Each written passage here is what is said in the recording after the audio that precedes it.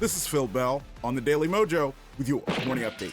This morning, I got on Facebook and guess what I saw? It was a memory from this date in 2022. Let me set the scene. I went down to Richmond for Governor Glenn Youngkin's inauguration, and it was a very festive occasion. After all, we had just elected the first Republican governor in Virginia in 8 years. It was amazing. So my friend Nancy and I went down to the tobacco company in Richmond, and we were expecting to go in, have a couple of drinks, and have a good time. But we got stopped at the store and asked to show our papers. That's right, show our papers. These people wanted to see a vaccine passport in order to go in and enjoy the great libations and so forth that they had. So, of course, we did not show our papers. We found someplace else to drink and had a great time. But here was the interesting thing. When I went to leave a bad review, guess what I saw? So many other people had done exactly the same thing. On the heels of 2 painful years of COVID foolishness, where it seemed like almost everybody capitulated to the latest stupidity that came off TV, so many people wanted to push back and they started doing it. And it made me think.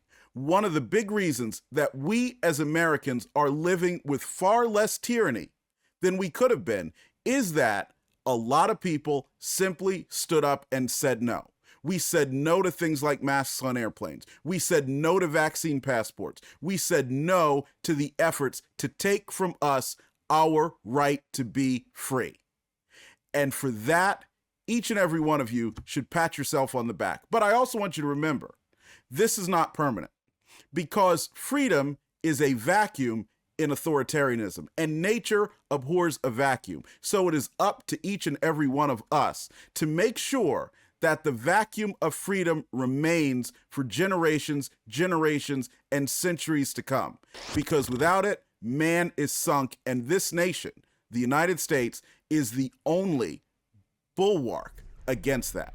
Now, what I want you to do is leave in the comments some examples where you stood up for freedom and liberty. And what I also want you to do is download the Daily Mojo smartphone app and enable notifications. That way you'll be up to date on the latest craziness coming out of Washington, D.C., and you'll know how to fight back. We'll see you tomorrow, and I hope you have a great day. Phil Bell's Morning Update is only on the Daily Mojo.com.